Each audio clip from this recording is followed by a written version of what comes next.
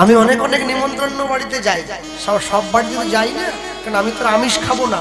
তা আমি যাওয়া মানে আপনি বিপদে পড়ে যাবেন আমাকে ডাক দিয়ে। অনেক অনেক বাড়িতে নিরামিষ হয়, আমাকে ডাক দেয়, আমি যাই। তা আমি দেখি জন্মদিনে আমাকে ডাক দেওয়া হয়েছে, সবাই মিলে বাড়ির আত্মীয়দের ডাকছে, বলে সবাই এসো এইবারে কেক কাটা হবে। তো সবাই যখন দাঁড়িয়েছে তো আমিও দাঁড়াবো, আমিও আত্মীয়ের মধ্যে পড়েছি।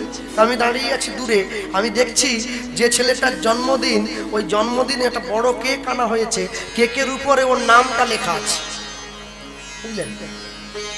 এবার সবাই যখন হাত তালি দিয়ে শুভ জন্মদিন শুভ জন্মদিন, হ্যাঁ, ও কি করলো, ওর 11 বছর বয়স, তো 11টা মোমবাতি ফু দিয়ে নিভাতেও পারবে না, অত দম তোর নেই, কি করে থাকবে? কৌটোর খাবার খায় তো, দম কম। ওই জন্য কি করেছে, ওর বাপ মা দুটো মোমবাতি কিনে এনেছে, এক আর এক, 11 মোমবাতির উপরে বাতি দেওয়া, দুটোতে ফু দিলে 11 হয়ে গেল। তা আমি দেখলাম ও প্রথমে ফু দিয়ে 11টা নিভিয়ে দিল, মানে ওর জীবনের 11 বছর অন্ধকারে পাঠিয়ে দিল, প্রথমে ফু দিয়ে দিয়েছে। তারপর দেখি একটা প্লাস্টিকের ছুরি ওকে দিয়ে দিয়েছে। ও কি করছে, কেকটার কোনো দিকে কাটার জায়গা না পেয়ে ওর নামটা যেখানে লেখা আছে সেই নামটাকে দুটুকরো করে কাটছে। জন্মদিনে নিজের নাম উজ্জ্বল করবে কোথায়, নামের উপরে ছুরি চালাচ্ছে। একবার ভাবুন আমরা কিরকম অন্ধকারে বসবাস করছি। আমরা মনে ভাবি আমরা আধুনিক হয়েছি, আমরা শিক্ষিত হয়েছি, কচু হয়েছি, কিচ্ছু হয়, কিচ্ছু হয়। জন্মদিনের দিন ছেলে মেয়ের জন্মদিনে মোমবাতি নেভাচ্ছেন কেন? পারলে প্রদীপ জ্বালান। কেক কাটছেন কেন? পারলে মিষ্টি বিতরণ করুন। ছেলে মেয়েকে বাবা মায়েরা উপোস থেকে মন্দিরে গিয়ে পুজো দিয়ে ভগবানের কপালে টিকা লাগিয়ে দেন, ভগবানের প্রসাদ মুখে দেন। হ্যাঁ, জীবনকে সুন্দর করতে জানেন না? আস্তে আস্তে করে জীবনের মূল্যবোধ হারিয়ে যাচ্ছে। আগেকার দিনে কি দেখতাম, আগেকার দিনে দেখতাম আমরা যখন ছোট ছিলাম, বাড়ির দরজায় একটা করে দারোয়ান রাখা, যাকে বডিগার্ড বলা হয়। কেন? যেন কোনো কুকুর ঢুকে আসতে না পারে বাড়িতে। আর এখন বাড়ির দরজায় কুকুর বেঁধে দেয় মালিক, যেন কোনো মানুষ ঢুকে আসতে না পারে বাড়িতে। মানে একটা কুকুর হয়ে যে বিশ্বস্ততা অর্জন করে নিয়েছে, যে বিশ্বাসটা অর্জন করেছে, একটা মানুষ হয়ে তার মালিকের কাছে সেই বিশ্বাসটা অর্জন করতে পারি নাই। তাহলে আমাদের পরিস্থিতি কোন জায়গায় দাঁড়িয়ে রয়েছে, আমরা আস্তে আস্তে করে কোন জায়গায় গিয়ে দাঁড়িয়ে পড়েছি। আমি চলে যাওয়ার পর বসে ভাববেন একবার, কেন জীবনটা বড় সুন্দর, দয়া করে একে নষ্ট করবেন না। জীবনটা অতীব সুন্দর। হ্যাঁ, আমার অনেক মুসলমান ছেলে আমার বন্ধু আছে, রমজান মাসে ওদেরকে ডেকে আমি জিজ্ঞাসা করি, কিরে তোরা এই মাসে সিগারেট খাচ্ছিস না, তিরঙ্গা খাস না, মদ খাস না? বলে না, খাবো না। কেন? এটা আল্লাহর মাস, খাবো না। এ মাসটা পার হয়ে গেলে খাবো, এ মাসে খাবো না। এ মাসটা পেরিয়ে গেলে খাবি? বলে হ্যাঁ, এই মাসটা পেরিয়ে গেলে খাবো। আর আমার গ্রামে দোল পূর্ণিমায় কীর্তন হয়, 3 পেটি করে মদ নিয়ে আসে।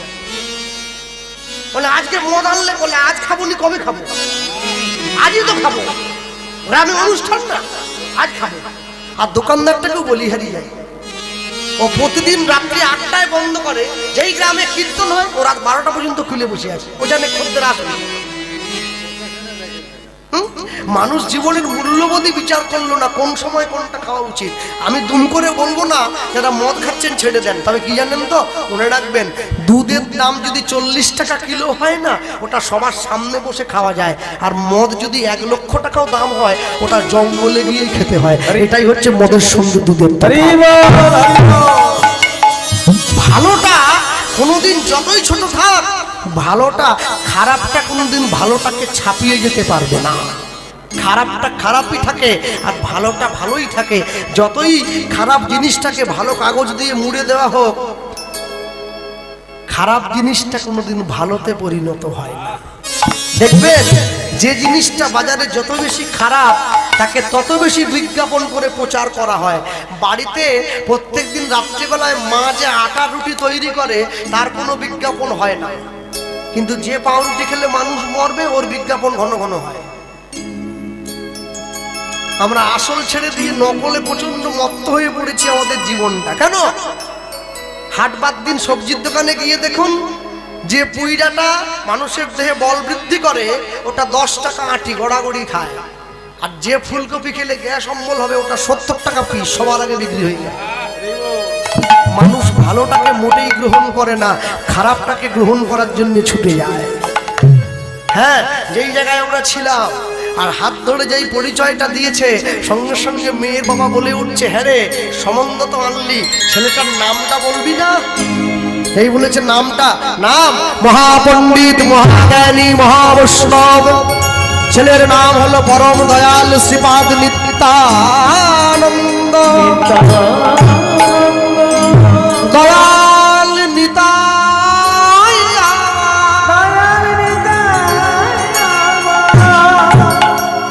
এই নামটা যেই বলেছে, নামটা বলা মাত্র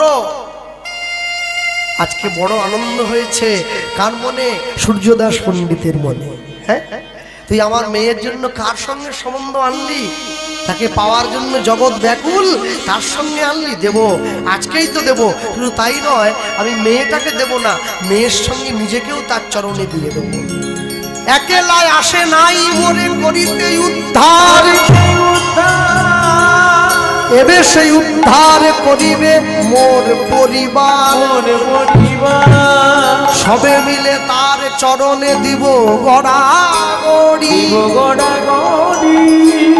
অন্তিমেতে যাওয়ার কালে বলবো হরি হরি, গৌর হরি কালে বলবো নিতাই গৌর হরি গৌরী। সবাই ছুটে এসছে, আনন্দ আনন্দ মহানন্দ। আজকের লগ্নেই বিয়ে হবে, আজকেই তো সেই দিন। বাজারে বাজারে বাজারে বাজারে বাজারে বাজারে বাজারে উলুধ্বনি, বাজারে বাজারে বাজারে বাজারে বাজারে বাজারে বাজারে বাজারে বাজারে বাজারে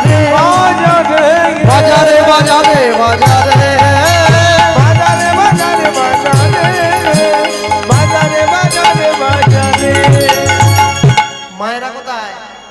শাক বাজা উলু দাও নিতাই চাঁদের হবে বিয়ে, শাক বাজা উলু দাও নিতাই চাঁদের হবে বিয়ে। হরি হরি হরি বল, শাক বাজা উলু দাও নিতাই চাঁদের হবে বিয়ে। বাজারে বাজারে বাজারে বাজারে বাজারে বাজারে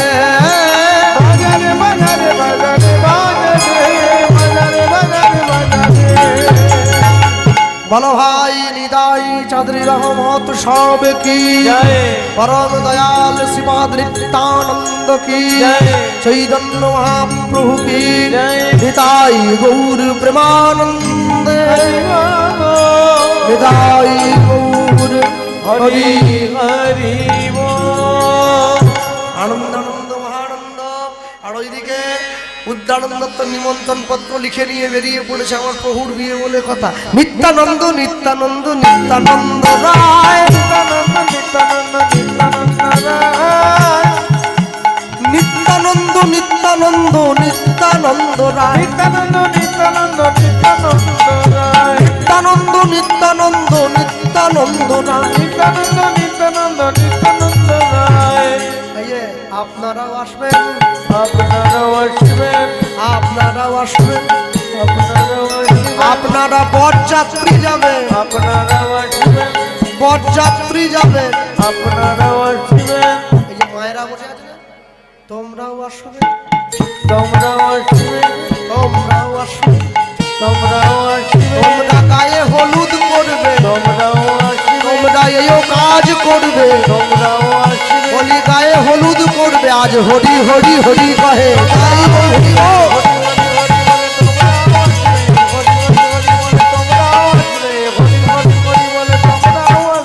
তোমরাও আসবে, তোমরাও নিত্যানন্দ নিত্যানন্দ নিত্যানন্দ রায়, নিত্যানন্দ নিত্যানন্দ নিত্যানন্দ রায়, নিত্যানন্দ নিত্যানন্দ নিত্যানন্দ রায়। সুন্দর করে জল এনে গায়ে হলুদ মাখিয়ে নিতাই চাঁদকে স্নান করিয়ে দেয়া হয়েছে।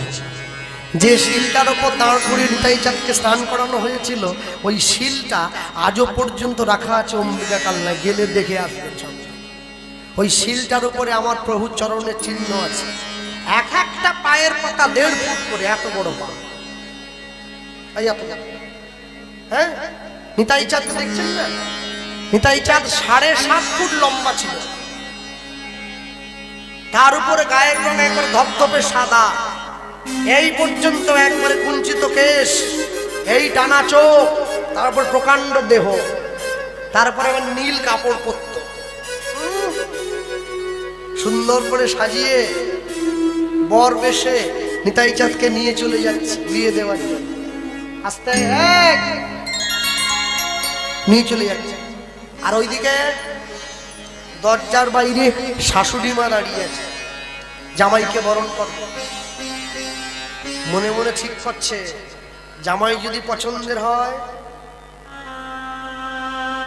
পৌষ মাস নলেন গুড়ের মিষ্টি একবার জামাইয়ের মুখে ঠেসে দেবে। আর যদি জামাই পছন্দ মতো না হয়, মিষ্টি খাওয়ানোর চামচ দিয়ে জামাইয়ের গাল খুঁচে কেটে দেবো। তোমরা এই ঠিক করলে আমার জন্য। এবার নিতাই চাঁদ যখন এসে দাঁড়িয়েছে, শাশুড়ি মার তো মন একবারে ভরিয়ে গেছে। মনে মনে ভাবছে, বিয়েটা হতে দাও খালি। পুরো হাওড়া জেলা হাটে ধরে ঘুরবো নি কিসের জন্য? লোককে ডেকে ডেকে বলবো যে আমার জামাই দেখে যাবে। হ্যাঁ, এইটা হলে জামাই বাগনান স্টেশনে নেমে পড়লে সে মনে দিকে দেখা যাবে, এত লম্বা বিরাট জামাই। ওইদিকে জামাই দাঁড়িয়ে আছে, বরেলো বরেলো বলে পড়ে গেল সারা, বরেলো বরেলো বলে পড়ে গেল, বরেলো বরেলো বলে পড়ে গেল সারা, বরেলো বলে পড়ে গেল সারা। তাহারি সূর্য দাস হলো দিশাহারা, তাহারি সূর্য দাস হলো দিশাহারা, তাহারি সূর্য দাস হলো দিশাহারা। বর বুঝিয়ে লব, বর বুঝিয়ে লব, বর বুঝিয়ে লব, বর বুঝিয়ে লব, বরণ করতে হবে, বর বুঝিয়ে লব, বরণ করতে। আজ হরি হরি হরি বলে হৃদয় গৌর হরি বল,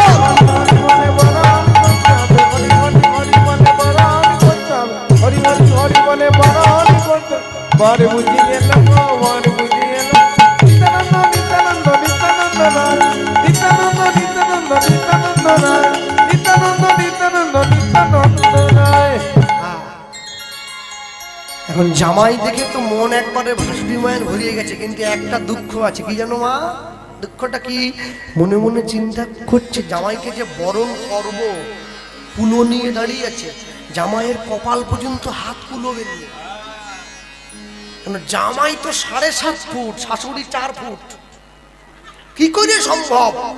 বিরাট জামাই। আস্তে আস্তে করে গিয়ে সামনে দাঁড়িয়ে বলছে, ও বাবা। ও জামাই বলছে, বলো। এরকম করে একটু মাথাটা নামা, কুলোটা ঠেকাবো। নিতাই চাঁদ বলছে, মা, সন্তান যতই মাথায় লম্বা হয়ে যাক, মায়ের কাছে কোনোদিন বড় হয় না। যতই যাও না মন্দির মসজিদ, যতই যাও না তীর্থস্থান, বাবা মাকে না বাসিলে ভালো পাবে না কোনোদিন ভগবান। নিতাই চাঁদ যেই মাথাটা নামিয়ে দিয়েছে, মাথা নামিয়ে দেওয়া মাত্র অমনি শাশুড়ি মা আস্তে করে বরণ কুলোটা কপালের উপর ঠেকিয়েছে। আর যেই কপালে ঠেকিয়ে দিয়েছে, বরণ হয়ে গেছে। আর ওইদিকে মেয়ের যারা বান্ধবী, ওরা আগে বর দেখছে, ওরা একবারে হিংসে জ্বলে যাচ্ছে, বলে এত ভালো বর এ পেল কি করে? হ্যাঁ, ওরা ছুটে গিয়ে মেয়েটাকে বলছে, হ্যাঁ ঠিকই আছে, মন ভেঙে দিচ্ছে, মন ভেঙে দিচ্ছে। ওরা বসুধাকে বলছে, ঠিকই আছে, চুল নেই, চুল নেই, মাথায় একদম চুল নেই, টাক, ঠিকই আছে, ঠিক আছে, একটু বেঁঠে আছে, একটু রোগা, গায়ের একটা চাপা, সব উল্টো উল্টো বলছে, উল্টো উল্টো বলছে। হ্যাঁ, আর বসুধা একবার মন স্থির করে বসে আছে, যেমনই হোক বিয়ে আমি ওকেই করবো। হ্যাঁ, তাক দিয়ে বলে, প্রিয়া রে তোর বরে লোরে, প্রিয়া রে তোর বরে লোরে, এলো টোপর মাথায় দিয়া রে, টোপর মাথায় দিয়া। হরি বল। পিয়ারে তোর বাড়লো রে, পিয়ারে তোর বাড়লো রে, টোপর মাথায় দিয়া রে, টোপর মাথায় দিয়া।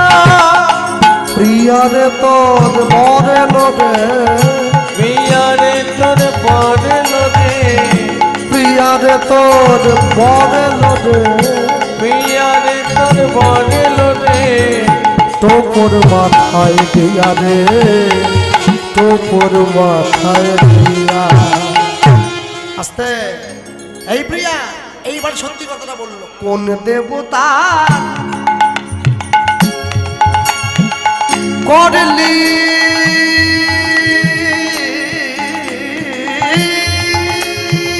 পূজা,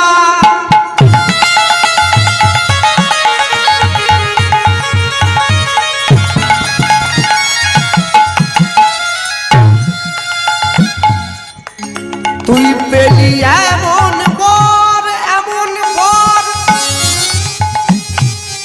সেই দেবতার করব পূজা, পাব মন মনোহর। কোন দেবতা করলি পূজা,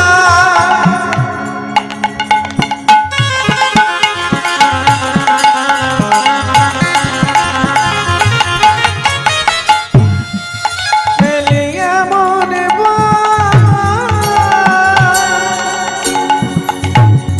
সেই দেবতা করব পূজা, পাব মনোহর। প্রিয়ারে তোর বরে লরে, উলুধ্বনি হৃদয় হরি বল। পিয়ারে তোর বাড়লো রে, এলো টোপর মাথায় দিয়া রে, টোপর মাথায় দিয়া। পিয়ারে তোর বাড়লো রে, পিয়ারে তোর বাড়লো রে, টোপর মাথায় দিয়া রে,